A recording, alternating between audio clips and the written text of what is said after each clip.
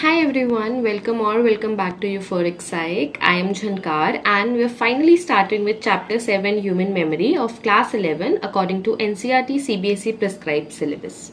So I think it's only fair for us to start from the basics, like what is memory, how do we define human memory, what all human memory is capable of, how does forgetting happen. This is everything that we are going to cover in this chapter, with also a last segment covering how to enhance our memory.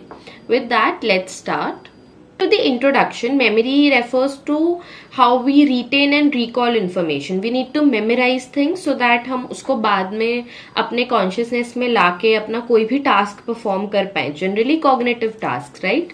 So if we look by definition, then memory refers to retaining and recalling information over a period of time depending upon the nature of cognitive tasks that we are required to perform. And it functions to preserve our sense of who we are. We need memory to preserve our sense of self, who we are, where do we belong.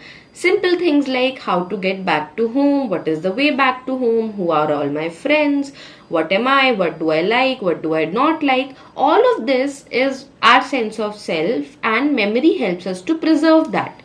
It helps us to maintain our interpersonal relationships, and it helps us in solving problems and taking decisions. So we need to memorize certain steps to solve a problem, be it as simple as a math problem. We need to memorize the formula, the method, or solving problems in our day-to-day life.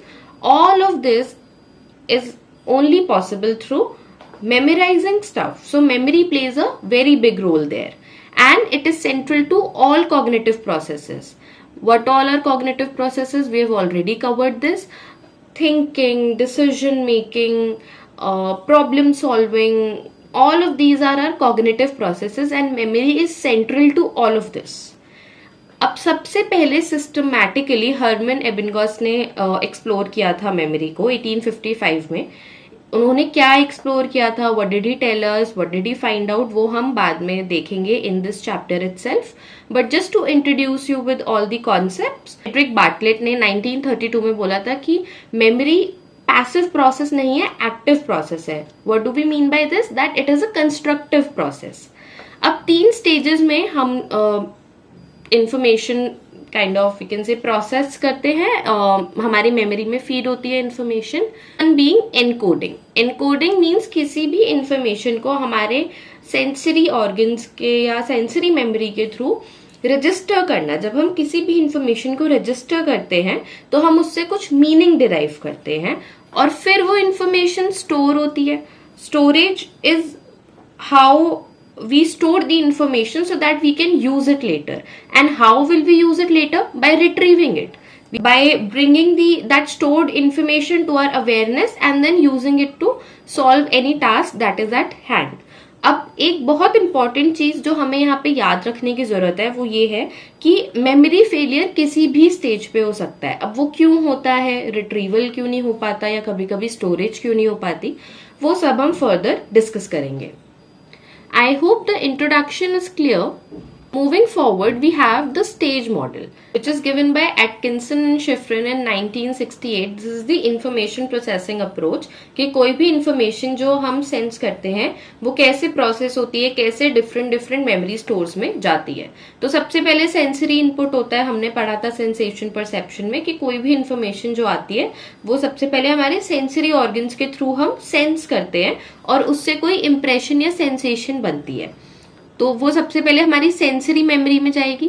Sensory memory की capacity तो बहुत large होती है. It is a very high capacity, क्योंकि मैं जितने भी stimulus अपने अराउंड देखूंगी मैं परसीव और सेंस तो वो सब कर पा रही हूँ.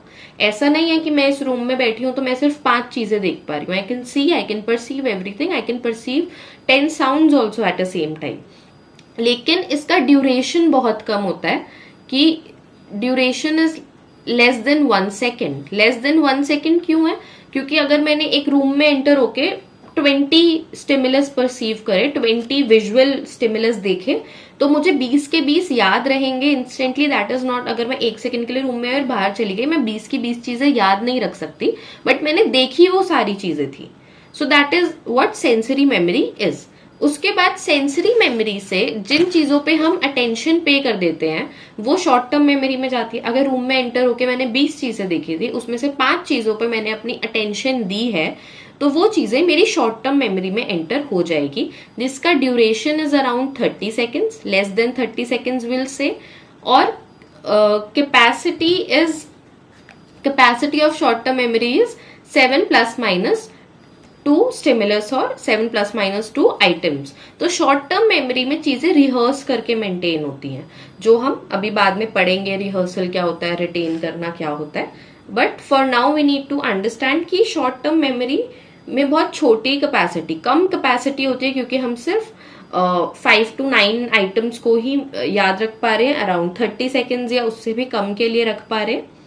एंड अब शॉर्ट टर्म मेमोरी में से जो इन्फॉर्मेशन रिहर्स होगी, जिसके हम एसोसिएशंस बना लेंगे अपनी already existing long term memory के साथ, वो चीजें लॉन्ग टर्म मेमोरी में चली जाएगी जब हम चीजें कॉन्सेप्ट या मीनिंग्स के साथ लर्न करते हैं। जैसे we are often told that rote learning मत करो, understand the concept, because that is more likely to sustain in our long term memory. Long term memory बहुत वास्ट कैपेसिटी होती है, बहुत कुछ स्टोर हो सकता है लॉन्ग टर्म मेमोरी में। All of you might be 16-17 year old right now, और आपके लास्ट 10 ईयर्स की बहुत सारी मेमोरी स्टोर्ड होंगी आपकी लॉन्ग टर्म मेमोरी में, राइट। सो ऐसी कोई कैपेसिटी नहीं होती है, बहुत वास्ट कैपेसिटी होती है, और ड्यूरेशन भी mostly life long. Long term memory में अगर हम कुछ याद कर लेते हैं, कुछ चला जाता है, तो फिर इट्स वेरी लेस लाइकली कि हम उसको भूल जाएंगे, अनलेस ऐसे डिमेंशिया या कुछ ऐसा हो गया है, तो that is a different case. लेकिन नेचुरली हम लॉन्ग टर्म मेमोरी की चीजें नहीं भूलते हैं। Forward we have some control processes. Control processes क्या होते हैं? जैसे अभी हमने ऊपर पढ़ा रिहर्सल होती है, अटेंशन हम देते हैं। सो ऐसी क्या चीजें हैं, ऐसे कौन से प्रोसेसेस हैं जिनसे इंफॉर्मेशन एक मेमोरी यूनिट से दूसरे में ट्रैवल करेगी, अलग अलग मेमोरी स्टोर्स में कैसे वो इंफॉर्मेशन पहुंचेगी। The first one we have is the selective attention. तो जब भी इंफॉर्मेशन सेंसरी मेमोरी स्टोर से शॉर्ट टर्म मेमोरी स्टोर में जाएगी, तो वो सेलेक्टिव अटेंशन के थ्रू जाएगी। और कितना इंफॉर्मेशन जाएगा? It's 7 plus minus 2, which mean 7 plus 2 is 9 and 7 minus 2 is 5. So 5 to 9 is what the capacity of the short term memory is. तो हमने सेलेक्टिव अटेंशन के थ्रू सेंसरी मेमोरी से short term memory में गया। अब हम कैसे मेक श्योर करेंगे कि चीजें शॉर्ट टर्म मेमोरी में है? मेंटेनेंस रिहर्सल के through. Maintenance rehearsal means, let me give you a very simple example. Suppose जो चीजें हम बहुत शॉर्ट टर्म के लिए मेमोराइज करते हैं, हम उसको बार बार रिपीट करते रहते हैं, रिहर्स करते रहते हैं, वो टास्क होने तक हमें याद रहे। सपोज कोई डिलीवरी ऑर्डर आया है और हमें कोई ओटीपी मेमोराइज करना है, तो हम अब नीचे तक अगर जाएंगे अपने घर से वो डिलीवरी ऑर्डर रिसीव करने, तो हम वो ओटीपी बार बार रिहर्स करते हुए जाएंगे, नीचे जाके उसको बता देंगे, विल स्टॉप रिहर्सिंग, और मोमेंटेरली हम उसको भूल भी जाएंगे। दैट इज मेंटेनेंस रिहर्सल, कि वो इन्फॉर्मेशन हमारी लॉन्ग टर्म मेमोरी में हम चाहते ही नहीं है ना एंटर हो, हम क्या करेंगे ओटीपी याद रख के। तो that is how maintenance rehearsal works. अब मेंटेनेंस रिहर्सल के बाद आता है चंकिंग। चंकिंग मतलब कैटेगरीज बनाना, क्योंकि जो हमने देखा शॉर्ट टर्म मेमोरी की नॉर्मल कैपेसिटी 7 प्लस माइनस 2 है, लेकिन हो सकता है हमें इससे ज्यादा इंफॉर्मेशन याद करनी हो। सपोज कोई कोड है जो 9 डिजिट से ज्यादा लंबा है, या कोई फोन नंबर है वो यूजुअली 10 डिजिट्स का होता है, तो हम उसको कैसे याद रखते हैं? हम फर्स्ट 3 एक साथ लर्न करते हैं डिजिट्स, फिर दूसरे 3 करते हैं, फिर लास्ट के 4 कर लेते हैं। ऐसे हम उसके चंक्स बना के याद करते हैं ना, दिस इज कॉल्ड चंकिंग। इससे हम अपनी शॉर्ट टर्म मेमोरी की कैपेसिटी थोड़ी सी बढ़ा सकते हैं, क्योंकि अब हमने इंडिविजुअल आइटम्स या इंडिविजुअल डिजिट्स नहीं याद करे, हमने 3 चंक्स याद करें जो हमारी शॉर्ट टर्म मेमोरी की कैपेसिटी में है, या 2-2 डिजिट्स फोन नंबर के याद करें। That is called chunking. Control process is elaborative rehearsal. Elaborative rehearsals क्या होते हैं? जब हम किसी चीज का मीनिंग डिराइव करके उससे एसोसिएशंस क्रिएट करके इंफॉर्मेशन अपनी लॉन्ग टर्म मेमोरी में स्टोर करना चाहते हैं, दोज आर योर इलैबोरेटिव रिहर्सल्स। कि जब शॉर्ट टर्म मेमोरी से लॉन्ग टर्म मेमोरी में इंफॉर्मेशन जा रही है, तो हम ऑलरेडी हमारी लॉन्ग टर्म मेमोरी में कुछ कुछ चीजें होंगी जिससे हम उस इंफॉर्मेशन को कनेक्ट करने का, एसोसिएट करने का ट्राई करेंगे, ताकि वो वहीं पे रिटेन हो जाए और हमें वो याद रहे। ओके, अब जब हमने इंफॉर्मेशन प्रोसेसिंग अप्रोच पढ़ ली है तो फिर हमें दूसरी अप्रोच की जरूरत क्यों है, ये हमें समझना पड़ेगा कि कोई भी अप्रोच आता है या कुछ भी आता है तो उसके कुछ ना कुछ क्रिटिसिज्म या कुछ ड्रॉबैक्स या कुछ लिमिटेशंस होते हैं। तो जब हमने इंफॉर्मेशन प्रोसेसिंग अप्रोच को पढ़ा तो हमने देखा कि बहुत मिक्स्ड रिजल्ट्स हैं। कैसे? बहुत सारी चीजें ऐसी हैं जो स्टेप बाय स्टेप ट्रैवल नहीं कर रही है। For example, there were two people, Shallice and Warrington. So in 1970, I suppose, these two people saw that a man who had recently met an accident, और उसके सेरेब्रल हेमिस्फेयर का left side बहुत ज्यादा affect हुआ था, damage हुआ था उस एक्सीडेंट की वजह से। तो उसकी शॉर्ट टर्म मेमोरी अफेक्ट हुई थी, उसको एकदम से याद नहीं था what happened right before his accident और एनीथिंग, लेकिन उसकी लॉन्ग टर्म मेमोरी इंटैक्ट थी, उसको लॉन्ग टर्म में याद थी चीजें। तो अगर इंफॉर्मेशन शॉर्ट टर्म से लॉन्ग टर्म में ट्रैवल कर रही है तो हाउ इज इट पॉसिबल कि अगर किसी की शॉर्ट टर्म मेमोरी इंपैक्ट हो गई है तो लॉन्ग टर्म मेमोरी इंपैक्ट नहीं होगी। So this stands as a drawback, right, कि सिस्टमैटिकली नहीं होता कि एक से दूसरे में जा रहा है। इट डिपेंड्स ऑन कि हम किस लेवल पे इंफॉर्मेशन को प्रोसेस कर रहे हैं। So after this observation that Shallice and Warrington made, उसके बाद क्रेक और लॉकहार्ट ने 1972 में एक हायरार्की दी of levels of processing model of memory. उन्होंने बोला कि सबसे जो फर्स्ट लेवल होता है तब हम एक स्ट्रक्चरल लेवल पे कि चीजें कैसी दिख रही हैं हम वैसे उनको याद रखते हैं, और ये बहुत शैलो लेवल होता है। इस लेवल की चीजें हमको ज्यादा टाइम तक याद भी नहीं रहती हैं। दिस इज वेरी कि हमने ऊपर ऊपर से देख लिया, वैसा वाला शैलो लेवल, क्योंकि हम सिर्फ फिजिकल फीचर्स को नोट करते हैं। यहाँ पे स्ट्रक्चरल का मीनिंग क्या है? फिजिकल फीचर्स हम देखते हैं चीजों के। उसके बाद सेकंड होता है, ये भी शैलो ही होती है लेकिन थोड़ी इंटरमीडिएट लेवल है, जहां पे हम फोनेटिक कि वो कैसा साउंड कर रहा है, अकास्टिकली कैसा है, वो चीजें हम देखते हैं। और फिर एक third level semantic deep level पे प्रोसेसिंग होती है कि किस चीज का क्या मीनिंग है, जब हम मीनिंग से चीजें देखते हैं।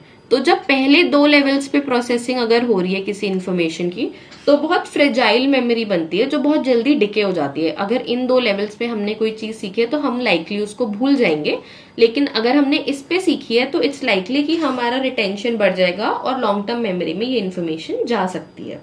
तो क्रेक और लॉकहार्ट ने क्या बोला, अनलाइक एटकिंसन एंड शिफ्रिन जो कह रहे थे कि सेंसरी से शॉर्ट टर्म से लॉन्ग टर्म जाती है इन्फॉर्मेशन, उन्होंने बोला इट डिपेंड्स कि हम इन्फॉर्मेशन को प्रोसेस कौन से लेवल पे कर रहे हैं, वो उस हिसाब से हमारी मेमोरी में स्टोर होगी।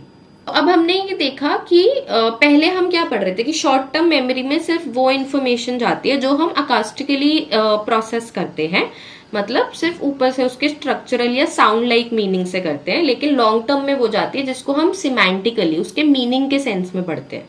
लेकिन अब बाय दिस हमें समझ आएगा कि इंफॉर्मेशन शॉर्ट टर्म में भी अकास्टिकली और सिमेंटिकली हो सकती है प्रोसेस, और लॉन्ग टर्म में भी हो सकती है। इट एनीवे डिपेंड्स कि हम किस लेवल पे उसको प्रोसेस करेंगे। I hope levels of processing is clear. I hope the stage model is clear. I hope the control processes are clear, because these are your basics for memory. Now, if I'll move forward from here, we have types of long-term memory. This is a very important topic. Some of it has been left out and cut down by CBSE. लेकिन जितना है उसको हम ध्यान से पढ़ते हैं। तो लॉन्ग टर्म मेमोरी पहले दो बेसिस पे क्लासिफाई होगी। First is declarative memory and the second is non declarative और प्रोसीजरल मेमोरी। डिक्लेरेटिव मेमोरी में होती है हमारी फैक्चुअल इंफॉर्मेशन। फैक्चुअल इंफॉर्मेशन कैसे? जो अमेंडेबल है, जिसको मैं वर्बली बता सकती हूँ, my name is this, I was born hair, I did this, I am in this grade. This is all factual information जो मेरी डिक्लेरेटिव मेमोरी में रहती है। और एक होती है मेरी प्रोसीजरल या नॉन डिक्लेरेटिव मेमोरी। प्रोसीजरल से हमें समझ आ रहा है कि किसी चीज का प्रोसीजर याद रखना है, right? Procedures of accomplishing various task like riding a bicycle और हाउ टू प्ले बास्केटबॉल और how to make tea. These things are something जो आप वर्बली नहीं बता पाओगे किसी को इजीली डिस्क्राइब नहीं कर पाओगे. If someone ask how to play basketball, you can not just teach them verbally the whole game. It is a process, it is a procedure that you have been through and learn to do that task. So it comes under your procedural or non-declarative memory which cannot be described easily. इसके बाद declarative memory को further दो parts में divide करा था, episodic और semantic. ये वाला जो डिस्क्रिप्शन था डेक्लरेटिव को और दो टाइप्स में करना, this was given by Tulving. I hope this is how it is pronounced, I am not sure. So episodic में हमारी बायोग्राफिकल डिटेल्स हैं. ये इमोशनल हो सकता है क्योंकि ये हमारे लाइफ एक्सपीरियंसेस से एसोसिएटेड है. ठीक है, इमोशनल है क्योंकि हमारी बायोग्राफिकल इंफॉर्मेशन है, इसमें हमारे लाइफ एक्सपीरियंसेस से रिलेटेड है. मतलब I was born here and I was for the first 7 years of my life I grew up in this particular state or this particular district and my core childhood memories are there, so it is very emotional for me.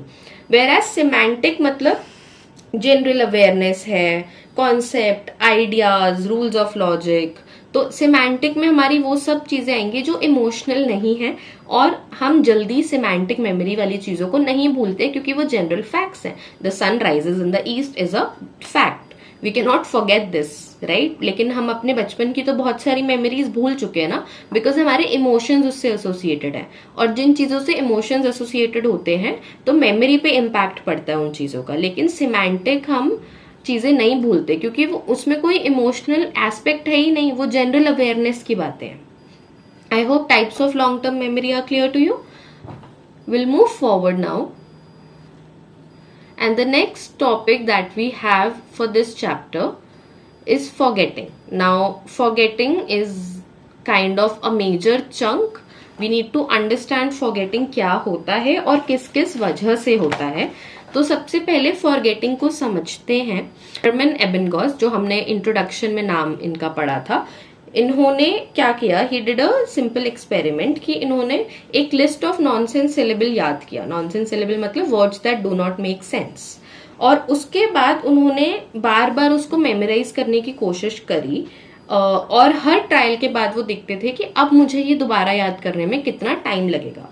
तो इससे क्या result आया, उन्होंने देखा कि कुछ भी जब हम याद करते हैं, मेमोराइज करते हैं, लर्न करते हैं, तो फर्स्ट 9 आवर्स में फॉरगेटिंग मैक्सिमम होती है अगर हम उसको रिहर्स ना करें. ठीक है, और मेमोरी में हमेशा एक शार्प ड्रॉप आएगा, उसके बाद धीरे धीरे वो डिके होती जाएगी. इसका क्या मतलब है, उनके फॉरगेटिंग कर्व से समझते हैं. सपोज यहाँ पे मैंने एक इन्फॉर्मेशन याद करी, अभी वो मेरे 100% पे है फॉर लाइक 30 सेकेंड्स क्योंकि वो मेरी शॉर्ट टर्म मेमोरी में है. फिर वो धीरे धीरे ड्रॉप हो रही है, एकदम ये शार्प ड्रॉप आ गया यहाँ पे कि कितनी ज्यादा यहाँ पे ड्रॉप हो गई. उसके बाद ग्रेजुअल डिक्लाइन है ओवर द इयर्स और ओवर द मंथ्स. लेकिन ये जो शार्प डिक्लाइन है ये फर्स्ट 9 आवर्स में आ जाता है. This is what he understood from the experiment that he did. लेकिन अभी शार्प जो ड्रॉप है, या हम भूलते ही क्यों है चीजें, अगर हमने याद कर ली, सपोज लॉन्ग टर्म मेमोरी में कुछ चला गया, तो हम क्यों भूल रहे हैं चीजों को. सबसे पहली उसका कॉज होता है कि हम चीजें ट्रेस डिके की वजह से भूल सकते हैं. ये एक डिसयूज थ्योरी है फॉरगेटिंग की, जो ये बोलती है कि जब भी हम कोई चीज मेमोराइज करते हैं ना, तो वो हमारे सेंट्रल नर्वस सिस्टम में क्या आता है, हमारा स्पाइनल कॉर्ड और ब्रेन. तो यहाँ ब्रेन की बात हो रही है कि डिसयूज थ्योरी बोल रही है कि जब भी हम कुछ याद करते हैं तो हमारे ब्रेन में मॉडिफिकेशंस आती हैं. क्या मॉडिफिकेशंस आती हैं, जिससे कुछ फिजिकल चेंजेस आते हैं ब्रेन में और कुछ मेमोरी ट्रेसेस बन जाते हैं. मेमोरी ट्रेसेस क्या होते हैं कि हमने कुछ याद करा तो वो फिजिकली प्रेजेंट होगा हमारे ब्रेन में. ये ट्रेस डिके थ्योरी या डिसयूज थ्योरी बोल रही है. अब ये मेमोरी ट्रेसेस को अगर हम बहुत लंबे टाइम तक यूज नहीं करेंगे तो ये फेड हो जाते हैं और थोड़े टाइम बाद अनअवेलेबल हो जाएंगे. तो अगर हम किसी चीज को बार बार मेमोराइज या रिवाइज नहीं करते रखते तो हम उसको भूल जाते हैं. फिर दूसरा हमारे आती है interference theory. Another cause of forgetting, ये काफी मेजर कॉजेज में से माना जाता है। इंटरफेरेंस थ्योरी बोल रही है कि हमने अभी पीछे पढ़ा कि हम एसोसिएशंस क्रिएट करते हैं जब हम याद करते हैं कोई भी चीज, राइट। अब एक अगर मैंने कोई नई चीज याद करी है, suppose I learned about a new animal जो एक किसी पर्टिकुलर ब्रीड का है, उस ब्रीड का मुझे कुछ और भी इंफॉर्मेशन पहले से पता थी, और ये मैंने लर्न करा कि ये कोई एक पर्टिकुलर फैमिली ऑफ एनिमल्स से बिलोंग करता है। उस फैमिली ऑफ एनिमल्स के शायद मुझे और एनिमल्स के बारे में पहले से पता था, एंड सो ऑन। तो अब ये नए एनिमल के बारे में याद रखने के लिए मैंने बहुत सारी एसोसिएशंस क्रिएट करी, राइट। मेरे को इसकी ब्रीड पता है, इस ब्रीड के बारे में कुछ और इन्फॉर्मेशन मुझे पता है, कोई और एनिमल पता है मुझे उसका, उस एनिमल के और कुछ फीचर्स मुझे पता है जो इसमें भी हैं, तो मैंने वहां कोई लिंक क्रिएट कर लिया। अब जब ये सब हुआ और जब मुझे याद करनी है वो चीज वापस, तो ये सारे जो एसोसिएशंस बने हैं ये कंपीट करते हैं रिट्रीवल के लिए। रिट्रीवल मतलब कोई इन्फॉर्मेशन वापस अपनी कॉन्शियसनेस में लाना। तो अब ये सारे एसोसिएशंस कंपीट करेंगे जब मैं अगर मुझसे कोई ये एनिमल के बारे में सपोज पिक्चर दिखाएगा और पूछेगा इस एनिमल का नाम क्या है, तो आई ट्राई टू मेमोराइज कि ओ मैंने ये पिक्चर देखी है, मैंने याद किया था इसका नाम, so I try to think of it, और ये सारी इंफॉर्मेशन मेरे ब्रेन में ऑलरेडी है, तो ये सब कंपीट करेगी आपस में। एंड लेट्स सपोज कि ये वाला एसोसिएशन जीत जाता है, ये पर्टिकुलर इन्फॉर्मेशन कि ये इस पर्टिकुलर फैमिली ऑफ एनिमल से बिलोंग करता है जिनके बहुत हेयरी लेग्स होते हैं फॉर एग्जाम्पल। तो ये अगर जीत गया, ये वाला एसोसिएशन रिट्रीव हो गया, मेरी कॉन्शियसनेस में आ गया, तो मेरे को इस एनिमल का नाम याद आएगा और मुझे ये पता लगेगा कि ओके ये बिकॉज इस पिक्चर में मैं देख रही हूँ कि इस एनिमल के बहुत हेयरी लेग्स हैं और ये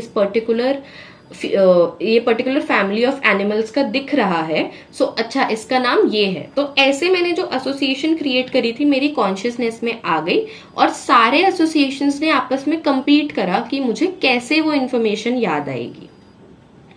तो इंटरफेयर किया। अब दो टाइप की इंटरफेरेंस होती है, प्रोएक्टिव और रेट्रोएक्टिव। प्रोएक्टिव का मतलब होता है फॉरवर्ड मूविंग।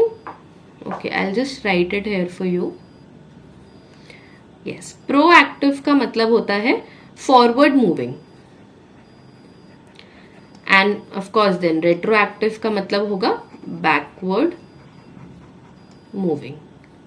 ठीक है, प्रोएक्टिव में वो चीजें हैं कि जो हमने पहले याद करा है वो हमारी सब्सिक्वेंट लर्निंग को इंटरफेयर कर रहा है। सपोज मैंने एक लिस्ट पहले याद करी और एक लिस्ट बाद में याद करी, तो जब मैं बाद वाली लिस्ट की चीजें मेमोराइज कर रही हूँ तो मुझे पहले वाली लिस्ट की चीजें याद आ रही हैं। This is proactive interference. और रेट्रोएक्टिव इसका जस्ट अपोजिट होगा कि अगर अब मैं पहले वाली लिस्ट याद करने की कोशिश कर रही हूँ तो मुझे बाद वाली लिस्ट जो मैंने रिसेंटली याद करी है वो बार बार दिमाग में आ रही है।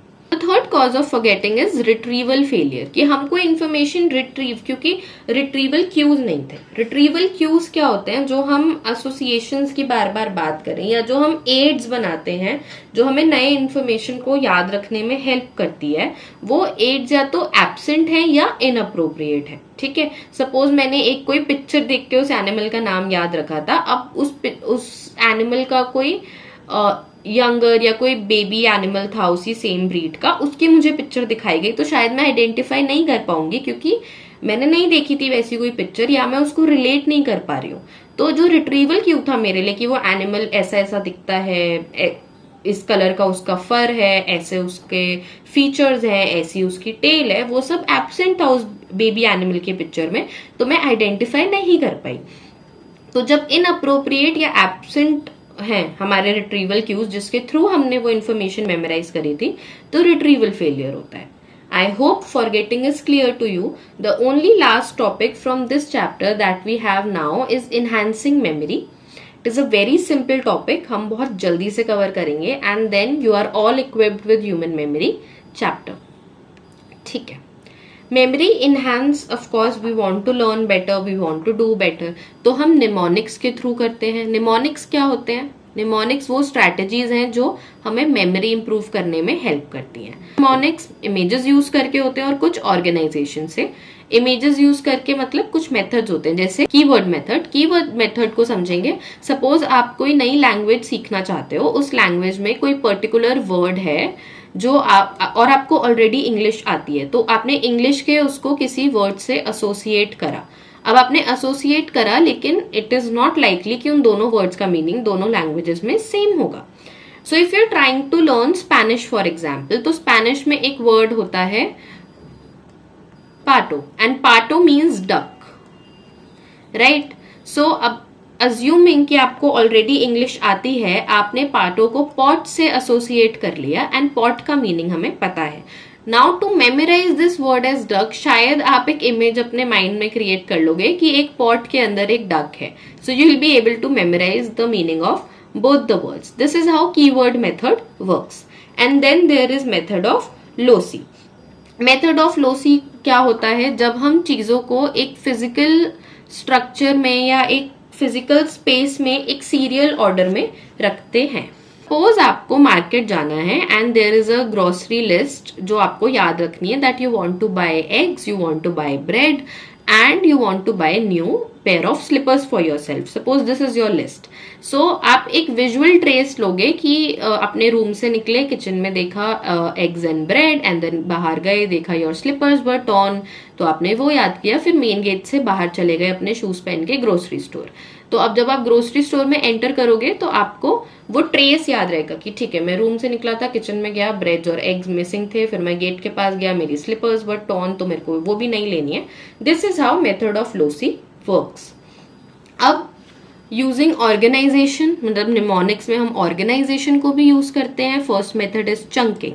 चंकिंग के बारे में हमने पहले भी पढ़ा कि हम छोटे छोटे बहुत सारे यूनिट्स को चंक्स बना लेते हैं ताकि हम अपनी शॉर्ट टर्म मेमोरी को इनहैंस कर पाए। जब हमने वो फोन नंबर वाला एग्जाम्पल लिया था, या फिर किसी भी चीज को जब हम चंक्स में याद करने की कोशिश करते हैं। और फिर फर्स्ट लेटर टेक्निक, ये तो आई थिंक ये निमोनिक तो हम बचपन से यूज करते हुए आ रहे हैं, जब हमें रेनबो के कलर्स सिखाए थे विबग्योर से, right, violet, indigo, blue, green, so and so on.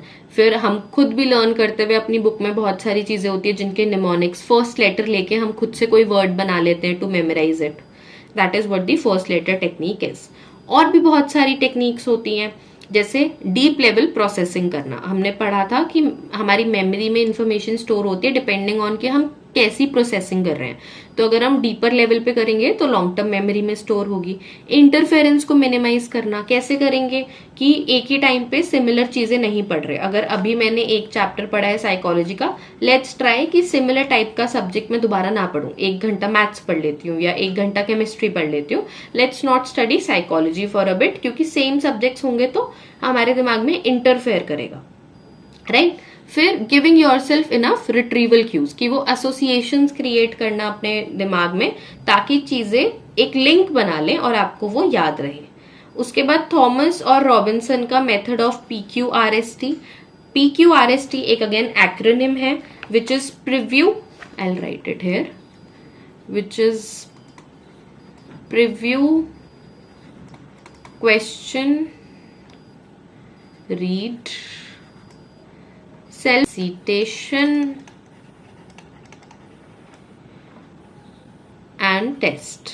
I think these words are self explanatory, मुझे समझाने की जरूरत नहीं है। आप पहले अपना मटेरियल प्रिव्यू करो, क्वेश्चन रेज करो उसमें से कि सपोज मैंने ये चैप्टर ऊपर ऊपर से देखा, मैंने हेडर्स पढ़े, इसमें से मुझे लगा कि okay, enhancing memory, what are the ways to enhance memory? I don't know, I haven't studied it before, this is my question. फिर I'll read, तो I'll get to know what are the methods of enhancing memory. Then I'll self recite, हम book बंद करके खुद से बोलते हैं ना कि अच्छा निमोनिक्स बनाने होते हैं, उसमें एक फर्स्ट लेटर टेक्निक होती है, एक चंकिंग होती है, that and then we take a little test to see हमें कितना याद रहा है, और टेस्ट के बाद जो चीजें नहीं है हम दोबारा कर लेते हैं। This is a general method we use for studying, but it comes from a theoretical and experimental background by Thomas and Robinson.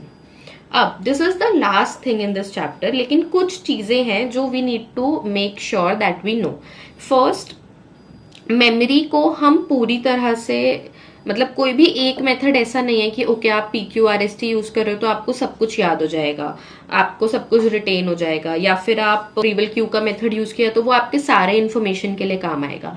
Her type का इन्फॉर्मेशन अलग अलग मेथड से आपको याद रहता है depending on the kind of information. दूसरा, हमारी मेमोरी सिर्फ इन सब चीजों पर डिपेंड नहीं करती, लेकिन हमारा हेल्थ कैसा है, हमारा इंटरेस्ट कैसा है, मोटिवेशन कैसी है, हम उस सब्जेक्ट को पहले से कितना अच्छे से हमने पढ़ा हुआ है। अगर कोई सब्जेक्ट ऐसा होता है जो ऑलरेडी हमें आता है तो हम जल्दी उसको मेमोराइज कर पाते हैं। तो बहुत सारी ऐसी चीजें होती हैं जो हमारी मेमोरी को और मेमोरी इनहांसमेंट को, फॉरगेटिंग को अफेक्ट करती हैं। So it is a very holistic thing to keep in mind.